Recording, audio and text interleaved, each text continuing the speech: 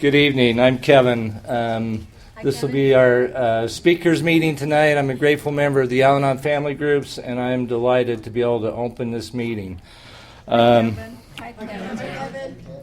We welcome you to the fall fellowship of the Spirit Al-Anon family group, and hope that you'll find in this fellowship the help and friendship we have been privileged to enjoy.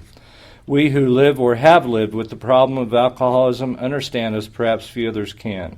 We too were lonely and frustrated, but in Al-Anon we discovered that no situation is really hopeless and that it is possible for us to find contentment and even happiness, whether the alcoholic is still drinking or not. We urge you to try our program. It has helped many of us find solutions that lead to serenity. So much depends upon our own attitudes, and as we learn to place our problems in its true perspective, we find it loses its power to dominate our thoughts and our lives. The family situation is bound to improve as we apply the Al-Anon ideas. Without such spiritual help, living with an alcoholic is too much for most of us. Our thinking becomes distorted by trying to force a solution, and we become irritable and unreasonable without knowing it.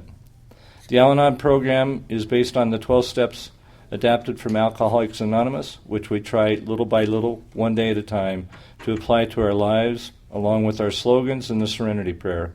The loving interchange of help among members and the daily reading of Al-Anon literature thus makes us ready to receive the priceless gift of serenity.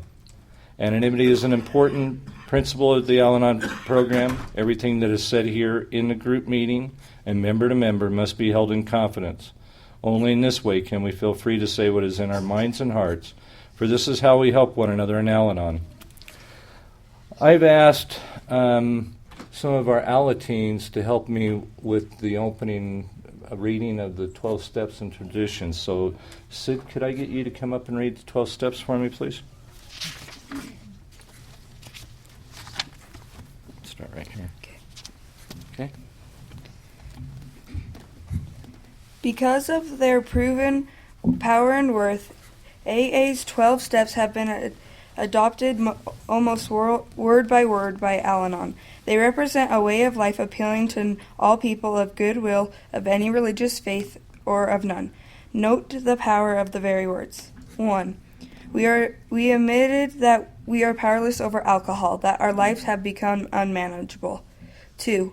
Came to believe that the power greater than ourselves could restore us to sanity. 3. Made a decision to turn our will and our lives over to the care of God as we understood Him. 4. Made a searching and fearless moral inventory of ourselves. 5. Admitted to God, to ourselves, and to another human being the exact nature of our wrongs. 6. We're entirely ready to have God remove all these defects of character. 7. Humbly asked Him to remove our shortcomings. 8. Made a list of all persons we had harmed and became willing to make amends to them. 9. Made direct amends to such people wherever possible, except when to do so would injure them or others. 10. Continued to take personal inventory when we were wrong and promptly admitted it. 11. Sought through prayer and meditation to improve our conscious contact with God as we understood Him, praying only for knowledge of His will and for us and the power to carry that out. 12. Having a spiritual awakening as the result of these steps, we tried to carry this message to others and practice these principles in our affairs. Thank you, Sid. Thanks, Sid. Michaela, right? Could I get you to come up and read the 12 traditions? From the Al-Anon 12 traditions. There, is that better? I'm short. Okay. 1. Our common welfare should come first. Personal progress for the greatest number depends on unity. 2. For our group purpose there is but one authority, a loving God, as He may express Himself in our group confidence. Our leaders are but trusted servants. They do not govern. 3. The only requirement for memberships is that there be a problem of alcoholism and a relative or friend. The teenage relatives of alcoholism, when gathered together for mutual aid, may call themselves an Al-Anon group, provided that, as a group, they have no other afflictions. 4. Each group should be anonymous, except in matters affecting other Al-Anon and Al-Anon family groups or AA as a whole. Each Al-Anon group has but one purpose: to help practice. We do this by practicing the 12 steps of AA ourselves and by encouraging and understanding the number of our immediate families. 6. Al-Anon, being a part of an Al-Anon family group, ought never be endorsed, financing. I didn't know what that word is. Finance or lend our name to any outside enterprise. Less problem. I'm stupid. Less money, properties of. And prestige. Oh my gosh. Prestige divert us from our primary spiritual aim. Although a separate entity should always cooperate with Alcoholics Anonymous. Wow. Every group ought to be fully self-supporting, declining outside contributions. Good at this. 8.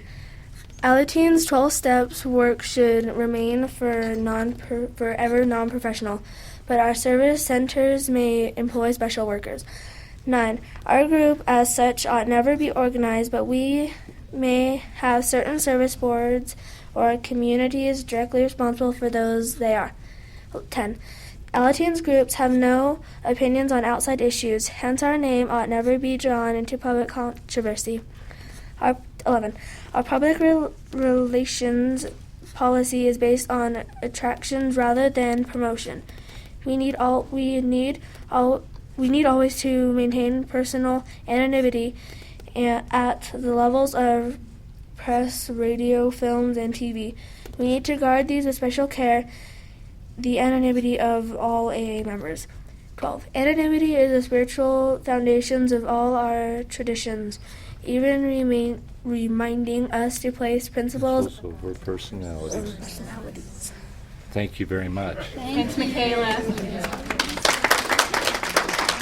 I don't know about you, but I could have never done that at that age. Could we open this meeting now with a moment of silence? Followed that by the serenity prayer.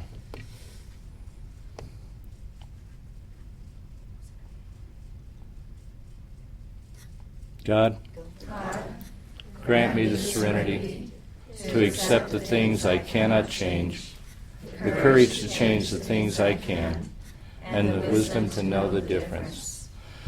It gives me great pleasure. The Al-Atones are here in force tonight. I don't know if you've noticed that. It's awesome to see Al-Atones at all different functions. The recovery possibilities for them to have is tremendous. And Deanne is one of our Al-Aton sponsors from Salt Lake. Deanne, could I get you to introduce our wonderful speaker for this evening? Hi, I'm Deanne. Hi, Deanne. I have the privilege, as Kevin said, to introduce our Al-Aton speaker. I've been an Al-Aton sponsor for about 4 years, and I've seen this young woman come into our group about a year and a half ago. And when she first came in, we had a trip to plan to Kanab for the fall assembly last year. And she immediately jumped right in, and I didn't know her too well, and she ended up in my room with 3 other girls. And we just had a wonderful experience. And what I've seen from her over the last year and a half is tremendous growth, tremendous leadership coming out in her. She's one of the main people in our group now who will lead a meeting, who will offer to call someone or return a call to someone. She's had tremendous growth, and I'm just really, really proud of her. So I'd like to introduce Candace.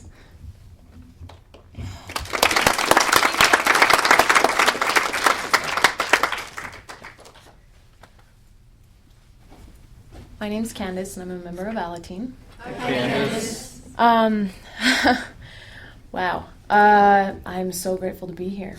I never would have thought, Al-Anon would bring me to a place where I can, share my story, which is neat. And anyways, so I grew up in a family of alcoholics.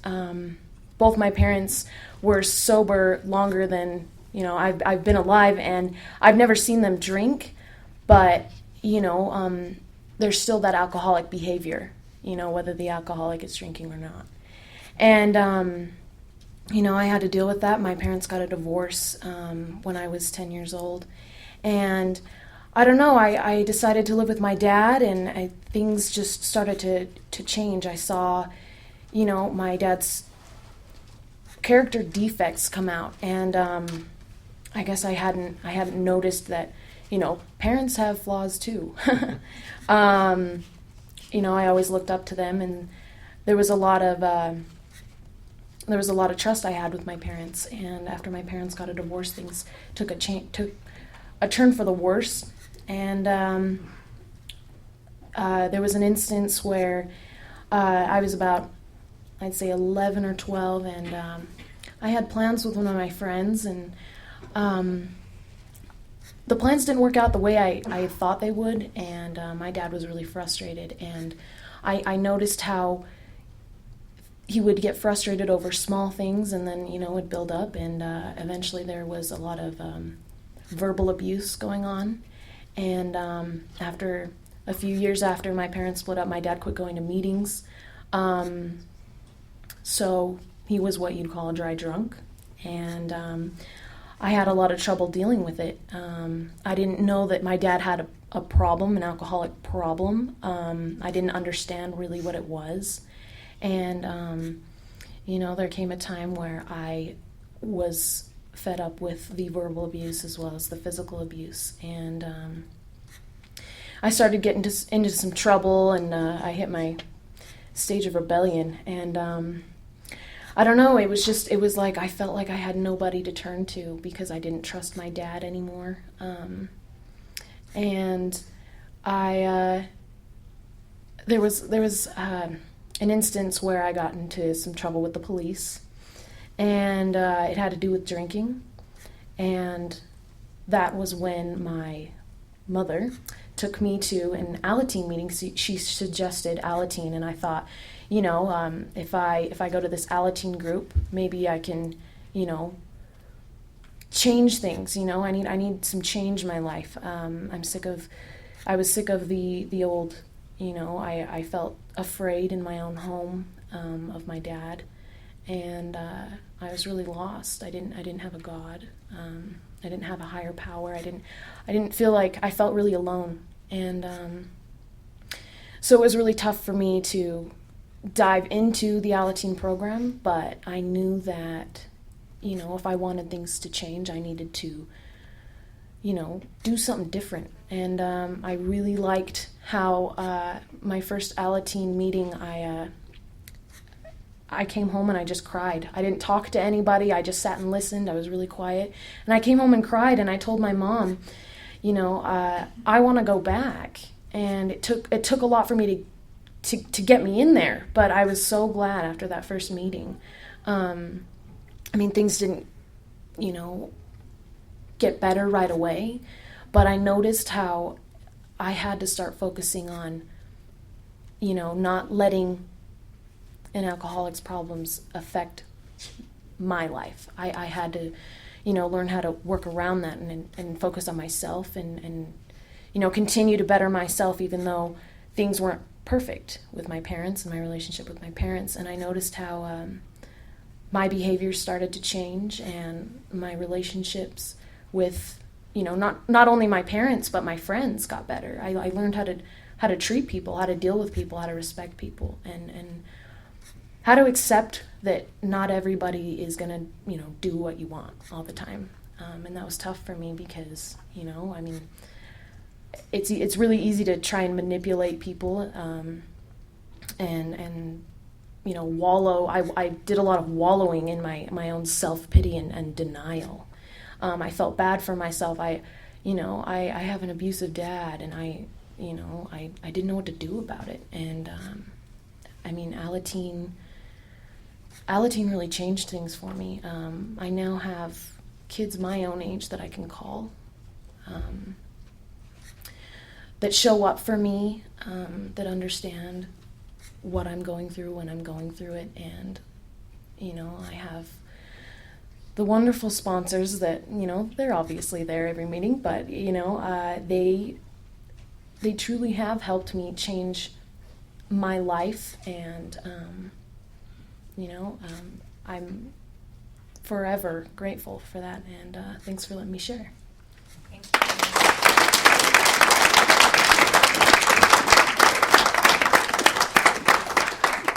Thank you, Candace.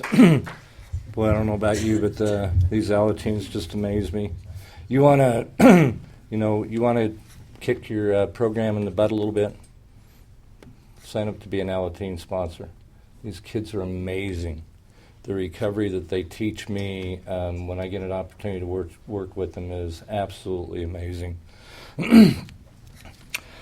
For our next, for our Al-Anon speaker, I'm going to turn that over to somebody that I trust with everything I have. My new wife, Stana. Would you please introduce our Al-Anon speaker? Hi, I'm Stana. I'm a grateful member of Al-Anon. I feel very, very privileged to be able to introduce this fine lady. I first met her many, many years ago. In fact, it was early on in my Al-Anon treatment. My youngest son was in a treatment center at Dayspring, and I was told I needed to go to Al-Anon, and the first meeting that I went to, this lady was there. And we've seen each other off and on in meetings over the years a lot. Some things that I know about Frances is she's been through a lot, a really, really lot, and came out looking wonderful. Holy cow. She helped start some of the Spanish-speaking meetings in the Salt Lake Valley, which I think is a big, big deal. I got to know her much better. She was in one of my meetings about 2 years ago, I guess. My sponsor at the time decided to sell her home in Taylorsville and move to Mesquite. And, at first I thought, well, that'd be great. I can do the long-term sponsorship thing. Well, I couldn't. So I asked her to sponsor me, and she said, have you prayed about it? She has these questions all the time. Have you prayed about it? And I said, yes, I have.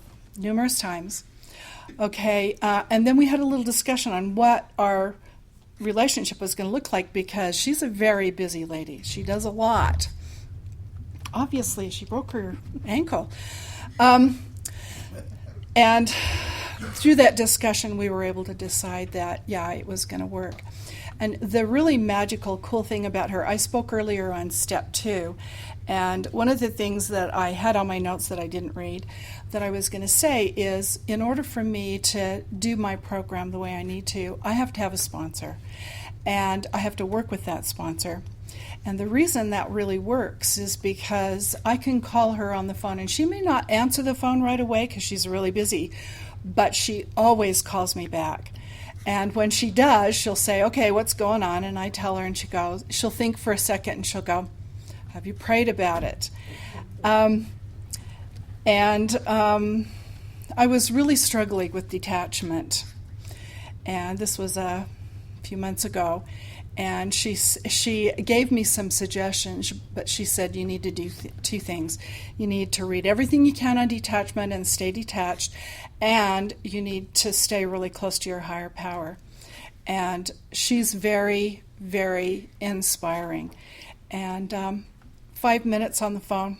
She doesn't have to sponsor me any longer than that, because 5 minutes on the phone, she knows exactly what the problem is, what I need to do, and has lots of suggestions. But she never tells me what to do. She says, this is an experiment. Try this. We're going to experiment, and it always works. She is a wonderful person, and I love her dearly. Frances, it's all yours. Do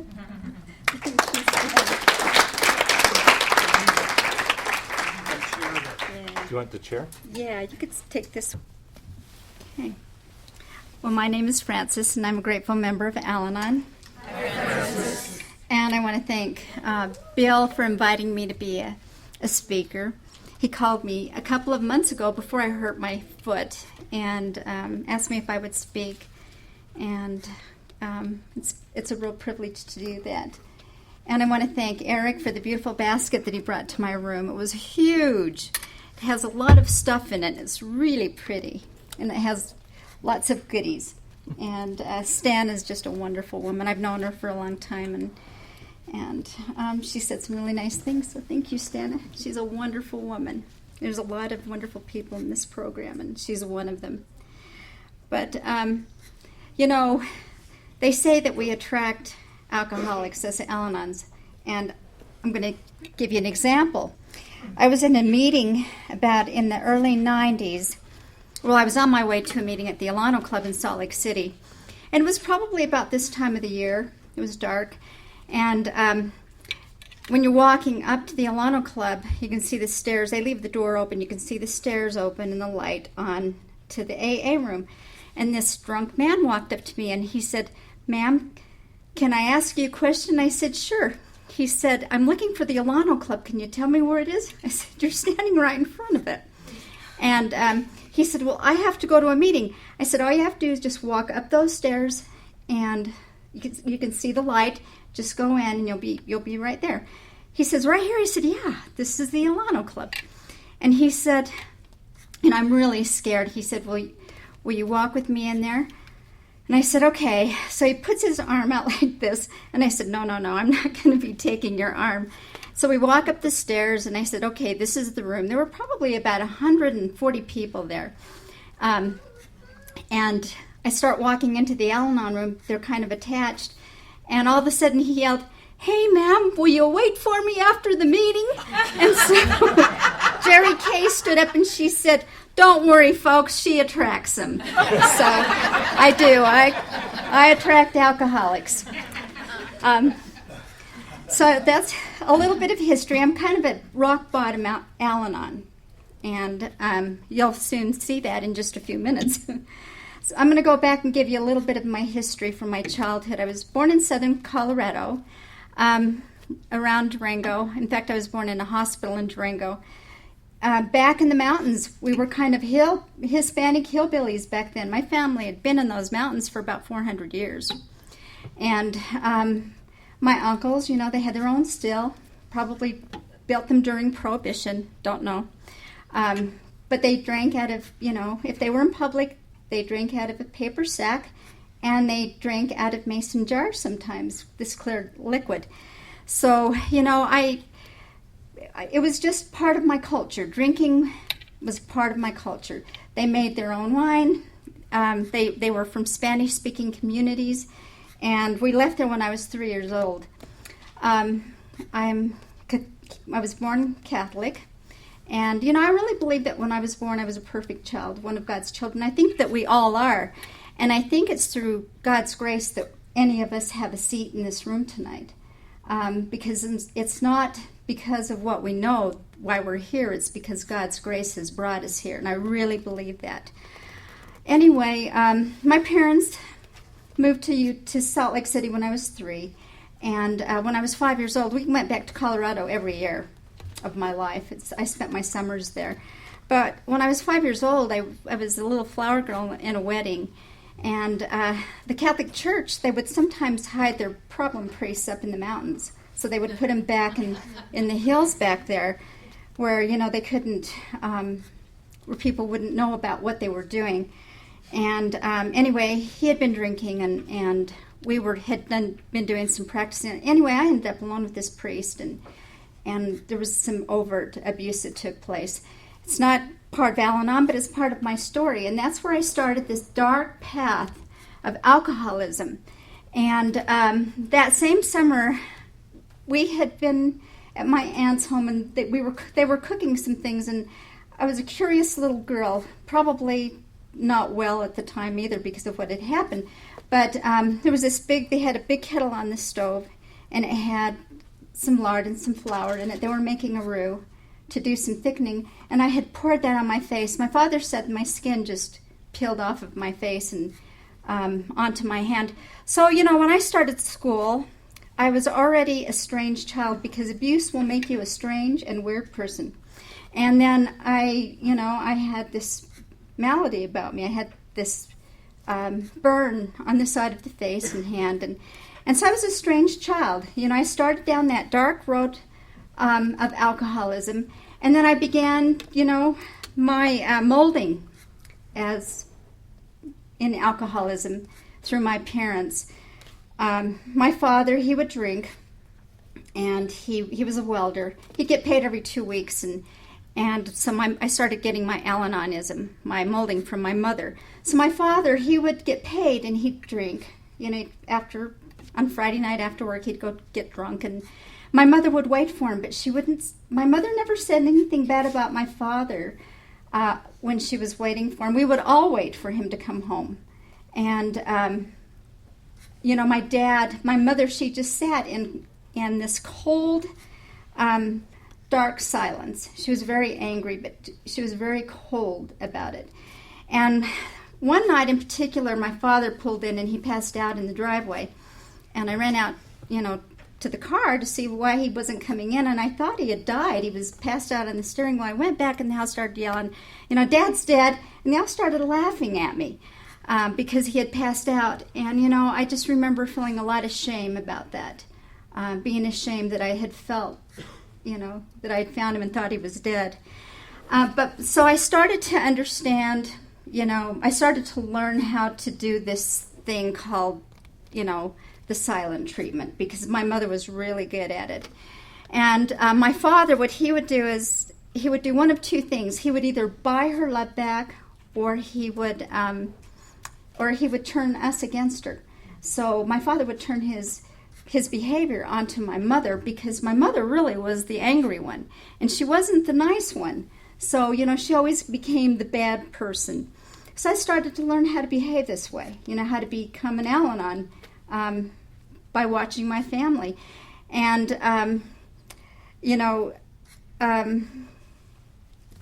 there were times when my father, he would spend a lot of that paycheck, and then before those next 2 weeks would come up, we would be hungry because there wouldn't be enough money. And so, that's I just kind of learned that that's the way it was. That's the way that we behaved. And this went on for a lot of years in my life. Whenever we'd have big family parties, everyone would drink, and they would drink a lot. And there was always a lot of inappropriate behavior. See, and I learned a lot of inappropriate things way too early in my life.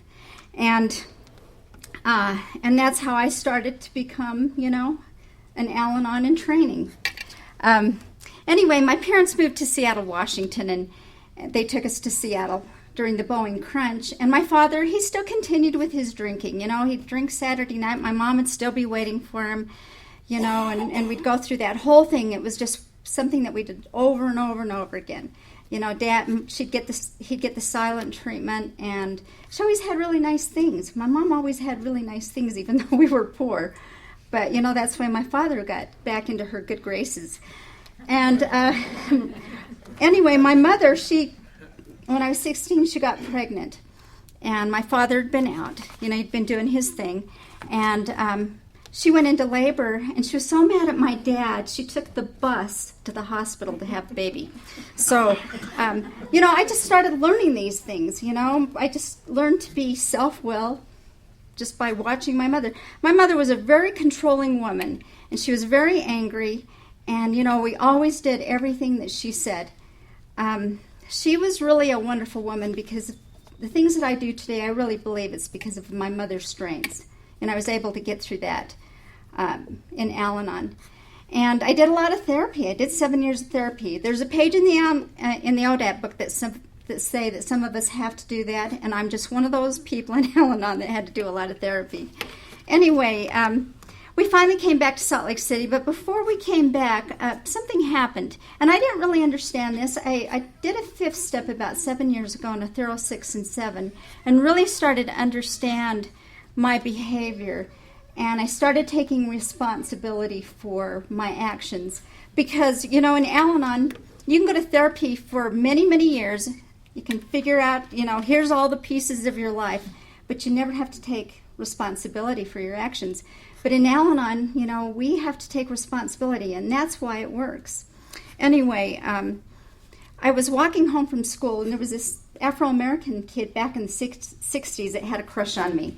And my mother was quite prejudiced.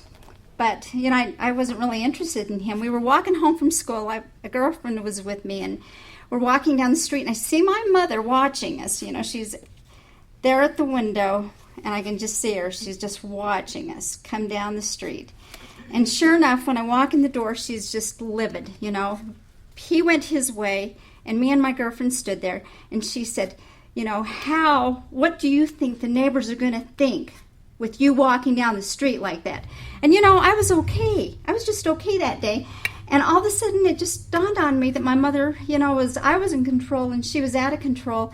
And I learned how to have control over my mother through men, which was not a good thing. That was not a good thing. But that's where it started. We went back to Salt Lake City. I didn't want to go. I was doing really well in school, and she wouldn't let me stay because I did a lot of work for my mother.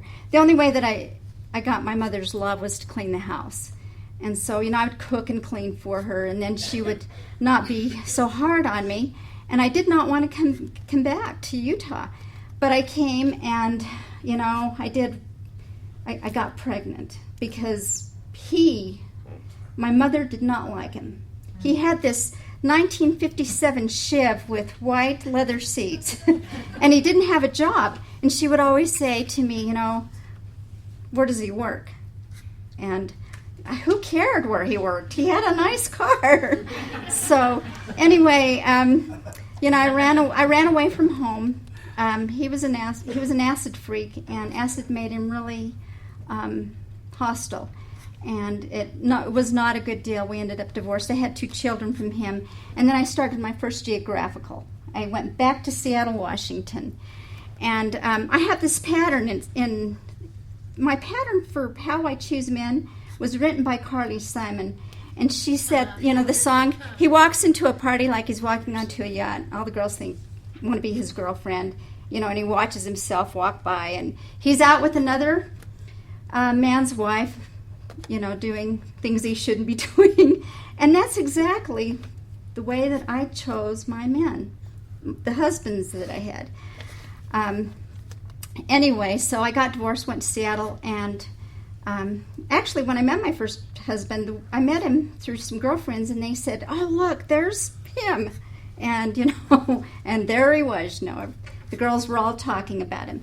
So that happened with my second husband. We went to a dance one night, and he walked in, and all the girls were saying, there he is, And then, of course, I married him, and he was an alcoholic, and it didn't go well, and I had such a bad deal with the first husband. I came back to Salt Lake City for my second geographical, and then I got married again to the man that brought me. He's not my current husband, but to the man that brought me to this program. And he was an alcoholic, and he was also a drug dealer. And so my life got really interesting, and it got really bad, but it didn't get bad until I got to Al-Anon. So with him, I started to, I had a horrible obsession with him. And it was really difficult because I couldn't divorce him because he was number 3, and I wasn't 30 years old. And I got to tell you, I didn't think that was odd for a long time in recovery, that I had been married 3 times before I was 30. So anyway, he would party. He loved to drink, and he'd go out on Wednesday night, Thursday night, Friday night, Saturday night, and he'd come home Sunday morning because he was a good Catholic. He was, that was just his way. And so, I was really quite obsessed, and I started having, I'd wait for him. I'd learned how to wait. So I would wait for him. I'd keep his dinner warm in the oven. And we started doing what I call the dance to death. he would call in the evening and he would say, I'll be home in 20 minutes. I'm having a few drinks, I'll be home in 20 minutes.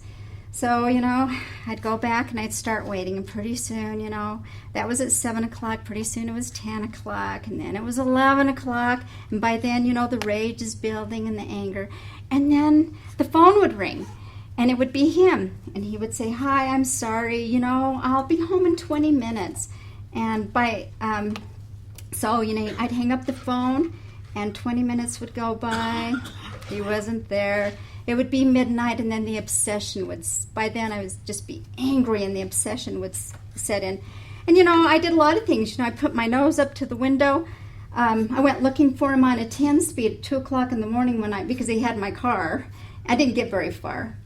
And, I did a lot of checking on him. I did a lot of waiting. One night he came in, and I was waiting for him at the door, and he said, he'd walk in the door, and I'd start doing my Al-Anon thing, start complaining about where he'd been, why he doesn't come home, and blah, blah, blah, blah, blah. And he said, oh, good night, Irene. And I started pounding his chest saying, don't call me your girlfriend's names. And he said, it's a saying, Francis, it's a saying, So I was just crazy. We did this for a lot of years, probably for, the first 4 years of our marriage, 5 years, maybe 6. I can't even remember.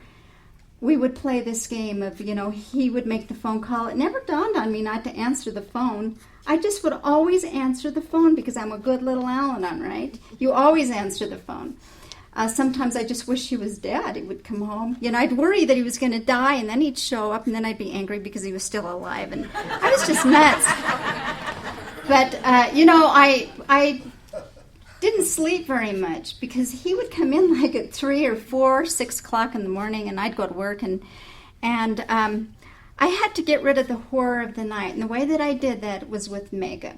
And I was really obsessed with the dark circles I had under my eyes. I can remember how important it was. Every morning I'd sit in front of that mirror, and I didn't do it because I wanted to look good. I did it because I didn't want anyone to know that that I wasn't sleeping. I was just having a terrible, terrible time. Became a terrible insomniac over that during those years. And, we did a lot of things. Some nights he would pull in and, he would turn the car off. So he knew I'd be waiting for him.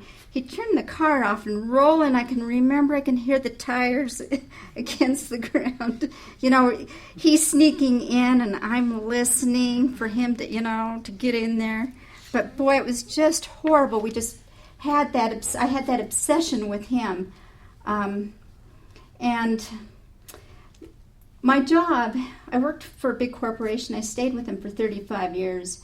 But they had chosen me around the time just before Al-Anon. They had chosen me to participate in this huge deal that they did. They had hired a man by the name of Hunsaker to come in, and he had done like the 10 steps to successful managing or something. Anyway, there were 2 non-management people that were invited to the seminars, and I was one of them.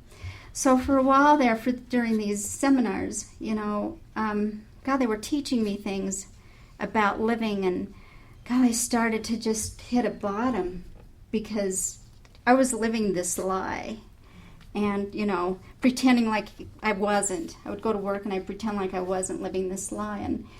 And at the end of these seminars, they had a big breakfast one morning, and I was supposed to be there at 7:30 in the morning, and he had been out. It was 6, he had the car. I didn't have a car. And anyway, he rolled in, and I had gotten up, did my thing with my makeup, had a nice dress on, went out to the car, and he was loaded, and he drove me to the Hilton Hotel and dropped me off. And, I got into that place, and I couldn't walk in there. I just couldn't. I started to cry. And so I just left. I caught the bus home, changed my clothes, and went to work. And, my boss came in at 10 o'clock in the morning, and she said, you in my office. And I thought for sure they were going to fire me. And something happened that morning. I just decided I was going to tell the truth. And so I told her the truth. I told her I was living with a man who was a drug dealer, and that he was drinking and using all the time, and I couldn't sleep, and I was crazy. And she made me an appointment to see the corporate psychologist, and she was the psychologist from hell, and she did not like Al-Anons. I went into her office and I told her about him, and she told me I had to go to Al-Anon. And I can remember thinking, yeah, I'm sure that's going to fix our problems. So I went back to work, and they said, did you make another appointment? And I said, no. And they said, well, you have to, because if you want your job, you're going to continue, with this going to treatment. So I go back. I make my next appointment. She said, did you go to an Al-Anon meeting? And I said, no. And she said, if you don't go to an Al-Anon meeting, Frances, I am not going to see you. She said, because you're untreatable. And she said, if Frances, I want to tell you, if there was an Al-Anon institution in the state of Utah or within our 14-state region, she said, you would be there. She said, but there's not. But she said, you will go to Al-Anon or I will not see you. So I didn't go. I didn't go. I had the packet there. I didn't throw the packet away. That was kind of odd. I think about that. I didn't throw the packet away. And anyway, one morning at 6 o'clock in the morning, it was a Saturday morning, a lady knocked at my door. And I looked out at her. And I knew she wasn't there to have coffee with me. And I opened the door, and she said, you know where your husband is, Frances? And I thought, no, and I'm sure you're going to tell me, and she did. That's what got me to my first Al-Anon meeting. And when I went to that meeting, I just felt okay. I went to my first Al-Anon meeting, and I can't tell you really what happened. I just believe it was the language of the heart. And so I started to go to Al-Anon because I liked it. I started to feel a little better. I didn't feel quite so alone because, when you're living in that situation, I started to isolate quite a bit and just really didn't have anybody to talk to. And, I cried a lot. And I thought I was sad, but I found out I was just really rageful and angry. And the only way that it could come out was through tears. Anyway, things would get worse before they ever got better. And God's timing of getting me to this program really made a huge difference. I met a lady by the name of Louise B., and she was my first Al-Anon sponsor. She came up to me, she gave me an ODAT, and she took my number and she called me. And she would call me and see how I was doing, and I would, tell her what was going on. And she did this really wonderful thing for me. She would talk about steps 1, 2, and 3 and never call them steps 1, 2, and 3. So we would talk about what I was upset about. And we would talk about my powerlessness over what was going on in my home and the drugging and the people that were coming and going. And then we would talk about what I could do. And then she would ask me, if I'd clean my house. She started making me do things and live in today. And she did with that to me all of the time. Louise saved my life because she gave me a foundation for this program that has never changed. She absolutely put the idea of what step 1, 2, and 3 is all about, and she made me live those 3 steps. There was a lot of things that I had to do. I had to say the Serenity Prayer a lot during the day because I was just crazy. I was having such a difficult time and didn't know whether I should leave him or stay. That was my big deal. Should I go? Should I stay?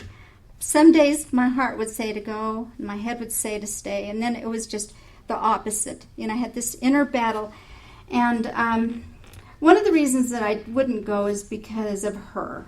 And I wasn't going to let them get over on me. So I was going to make it easy for them. So I just continued to torture myself by staying in the marriage.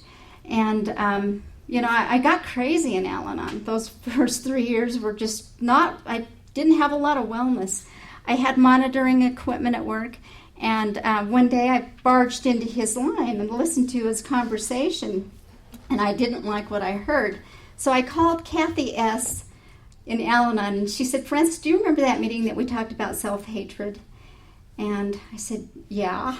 I'm like, oh gosh, I just hate this. Why are they telling me these things?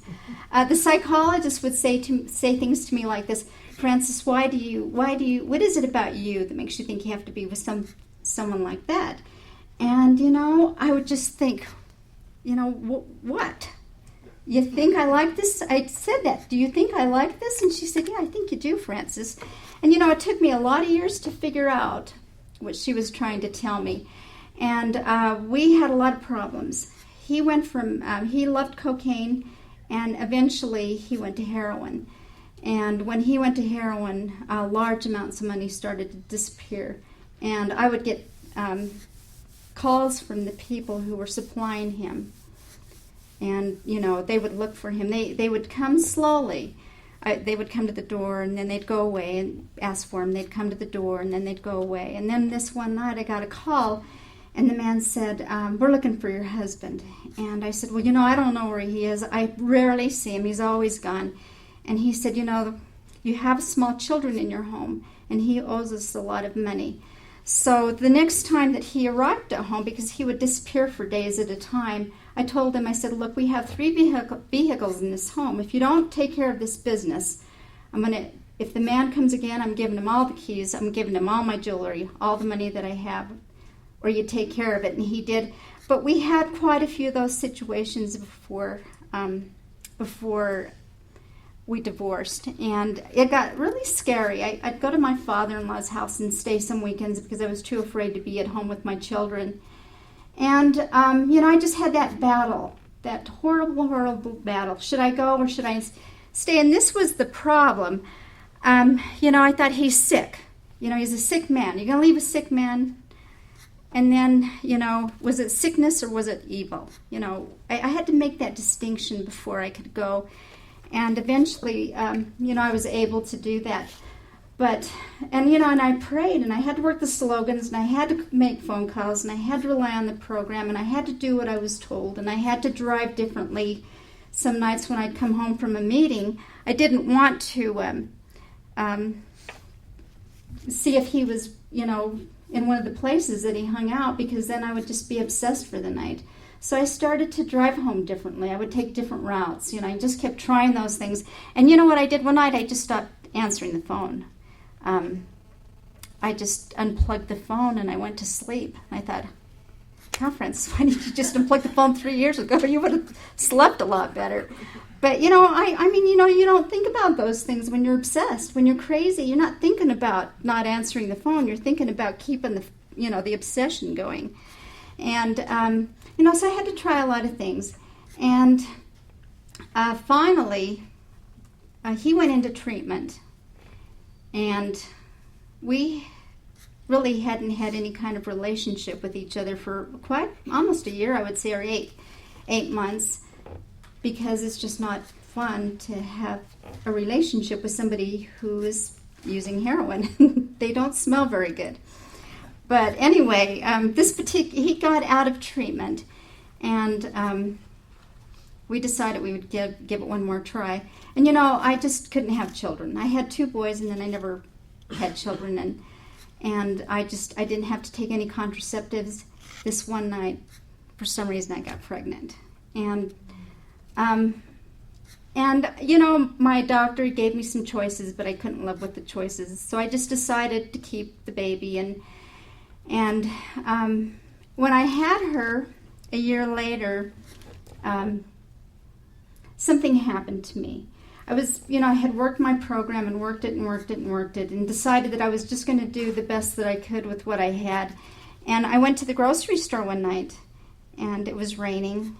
I remember the night really well because something happened to me that evening. And I pulled up, and he was there. And when he saw me, he drove away, and I already had an idea what was going on. And so I went into the store, and I did what Al-Anon told me to do. I just put one foot in front of the other, went in, did my business, and when I got home, he was there, and something changed inside of me. It was like Bill W. talks about. I had this spiritual awakening, and the obsession was gone, and I just knew that he was incapable of telling the truth. And I also did what Al-Anon told me to do. Al-Anon told me that if I was going to leave, that I had to do it when things were good, not when they were bad. And I waited for the time to be right. And one morning I asked him if he would just let me go.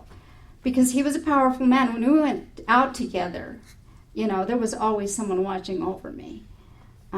if we went to a club, there was always a goon seated next to me. And so he said that he would let me go. And I made enough money through my job for Thanksgiving in December to move on, and I was able to get my own apartment. The hard part about leaving is I had 2 sons, and one of them stayed. I couldn't get him to go with me, and he was left behind. So I started this new life, and I was doing okay. I couldn't get money from him. My sponsor told me, she said, "Frances, I want you to do something." She said, "I want you to live off of the money that you make and live within your means. And if he gives you any kind of child support, I want you to think of it as a gift." And, that helped me so much, because then I just didn't have to be crazy about him not giving me money. So I learned to live within my means. And I started my service work. This is where I started service. I was an Al-Anon sponsor for 6 years. I helped, was part of the first Al-Anon conference, worldwide conference. I got to be a participant in that during this time. I met my fourth husband. And he was in the program. But as an odd thing happened to me, I went into what I call spiritual constipation in my recovery. And if you've ever suffered from it, you'll know what it's like. It's when you go to meetings and you can't, you're not hearing the message anymore. The words are just words. I would read pages, and they were just pages. And that became a real difficult marriage. And that was my part in it. I was doing a lot of service work. I spoke at 2 conferences in Spanish. I did the Spanish-speaking meetings. Did a lot of PI. I did a lot of public information. Loved public information. Went to schools. We did radio. We did a lot of service work. And I think that's what got me through that marriage. We ended up getting a divorce, and he passed away, and my mother and him passed away within a short time of each other. And, that was really hard when my mother died, even though we had made peace. Even though my mother and I had fought for so many years, we made peace in this program because of the gift of recovery. And, I did some 4th steps. I'm telling you, the 4th step was hard. My first 4th step was so hard. It was hard to write that piece of paper. It took a few years for me, maybe 5-7 years for me to realize it. The 4th step wasn't that difficult because it was just me and a piece of paper. It was the 5th that I should have been afraid of. And I did a 5th step, and a lot of those early 4th steps were like confessions. I was talking about things that I had stolen and affairs that I had had. And they were just confessions. I really wasn't learning about what my problem or my pattern was. And so I didn't know. I really didn't work a 6 or 7 back then. I did a lot of service work. I was still working the steps. I would read every day and had a good sponsor. Joni H. was my sponsor at the time, and a brilliant woman in Al-Anon. And he passed away, and then my mother died, and I kind of let go of service because it just got hard. And Joni H., she said, I go to Crested Butte quite often. I've been going for almost 20 years. They have a big conference there that runs for a week. And Joni H., the year that he died, I couldn't go to meetings when he died, and I was so angry at AA. It was just angry. I was just angry at AA. But God brought the fellowship to me because I was working, in 2002 we had the Olympics, and I worked for the Olympics for 2 years through my corporation. And, I was part of the drug and alcohol program with my corporation by then, and they brought program people to Utah, and those people took care of me. They called on me, they checked on me, we had meetings without me knowing it, just on the sly. We'd go for a walk, and they were, doing their 12-step work with me.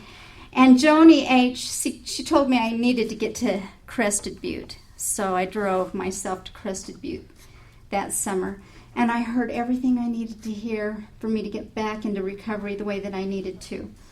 And then I met my husband. I met him at Crested Butte. He's a wonderful man. We did a workshop together.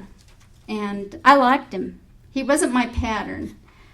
I didn't know my pattern when I met him, but he wasn't my pattern. He was just, we sat down together before that workshop and we talked, and he kept making fun of me and teasing me, and I just liked him. I just kind of I liked the person that he was. And so a couple of years later, I did a thorough fifth step and found out, that pattern, that he walked into a room and he didn't walk into the room. He was just another person. One of the problems that I have with relationships is that after about 2 years, I never bring Francis into the relationship. I bring the person that I think you need me to be. And then 2 years later, I'm so tired of being this, this person that I have to be myself, and then things don't go well after that.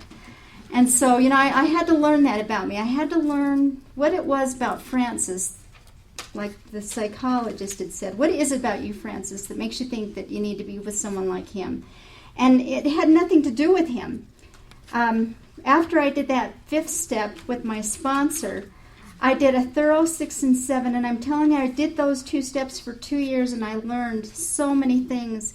I started to pray about having judgments about those husbands, and about them being husbands and fathers, trying to let go of my judgment of that. And a lot of really wonderful things came through, some things that I'm not really proud of. One of them was with my youngest son, and what I learned was that I had hated his father through him, and it was real difficult. That was a real hard thing for me to come to terms with.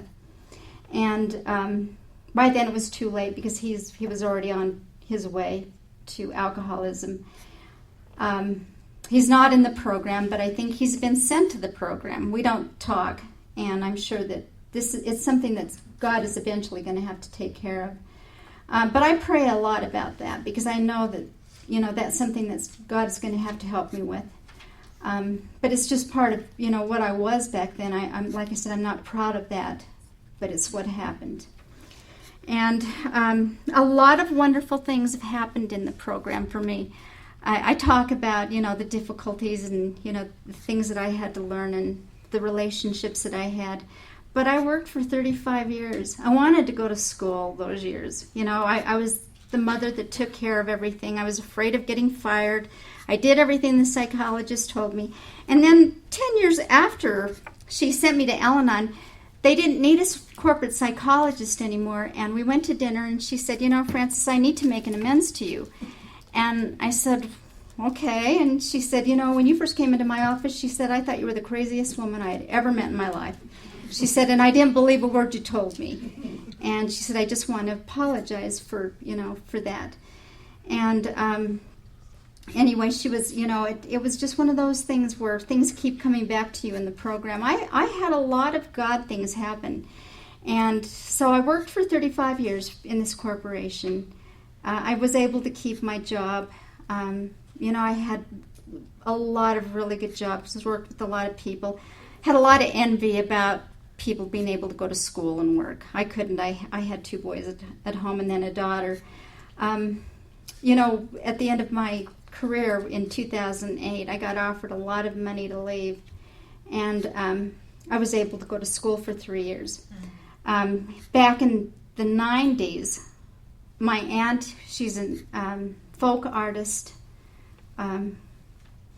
with the Salt Lake Arts Council, and she would kind of rescue me from the difficulties of my home when I was a child. So I would go help her when she was working with the Arts Council, and I did an apprenticeship with her, and then I became a folk artist because of my aunt just doing one of those things that the program talks to us about, making, going back and doing what we need to do with people. Well, I went to school, and I didn't know what I wanted to do after I retired from my corporation. I wasn't quite sure what I wanted to do, and I started going to school, and I decided I would take a yoga class. I would take it Tuesday and Thursday at 7:30 in the morning. But what I found was that when I practiced yoga, that towards the end, my days were better. So, I kind of looked at their yoga program, and, I'm in my 50s, and I decided I would take their teacher training program. And took my first class and with a lot of young people, and I just kind of hung in there and was able, and I got my certificate, and I went to I thought I would teach people 60 and over, and I volunteered at a senior center to work with women for free, and when I got my certificate, I started getting phone calls, and before I have more work in yoga than I've ever wanted in my life. I teach 8 classes a week, and I guess what I'm trying to tell you is that there's promises in this program that you'll have a life that you never thought you could have. My husband, we did another workshop a couple of years ago, and we decided that we would try a relationship, and we eventually got married, and we pray together, and things aren't perfect, but we have this daily prayer, and we make our bed together every morning until I hurt myself, and it seems like when we pray, we can work things out. There's nothing big ever really gets out of hand. It's really been a nice gift, and I'm just really grateful for my husband. He's just somebody I just didn't think I could ever be with. When I first met him that many years ago, back in 2003 or 4, whatever it was, I didn't think that him and I had anything in common. We have a lot in common. And before I go, I want to tell you about my mother. My mother, when I was the 3rd daughter born out of 7 children, and she was depressed when she had me. And so we had a lot of difficulties, my mother and I. And she couldn't take care of me, and there were these 4 women, sisters, that used to take care of me. And when I was between the ages of from birth to the time I turned 3, these women actually did a lot. They took care of me. My mother couldn't love me. She couldn't take care of me because of her depressions. And then after I had started walking that dark road of alcoholism, she just really didn't like me, which is okay. I've made peace with that. But I had to work through. My higher power stuff was really hard. If you've ever been abused by the clergy, it makes spirituality almost impossible. I mean, I knew that there was a God out there, but I didn't think that God loved me. And the one thing that I learned from that 5th step was that I had no self-worth. And, eventually I just didn't feel like I was a worthy person. And anyway, every time I'd meet up with these women, they would tell me about my childhood. And they'd tell me how they would take care of me. And that happened a lot. Well, one of the women died this last year. And the morning that she died, I had this dream about her illness, that was taking her life. And what I found was that day, what God told me that day was that, God's love came through those women. It didn't come through my mother. And it didn't have to come through my mother, because it doesn't matter what kind of love you have. When you have the love of God, it doesn't matter where you come from or where you've been. You will know that God loved you when you start to understand that it was God's love that got you through everything that you ever did. I didn't need the love of my mother because I already had God's love. I just didn't know that. I fought it for years. For years, I hated my mother. I had to, we had to have our little come to Jesus session. And anyway, that's the story of my life and my recovery. And I just want to thank you for allowing me to share my story with you.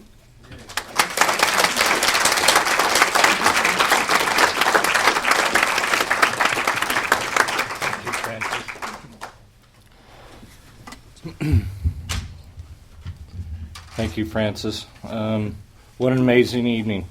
By group conscience, the Fellowship of the Spirit Conference does not close each meeting with the Lord's Prayer. Instead, we encourage that this whole conference be treated with an attitude of continuous prayer.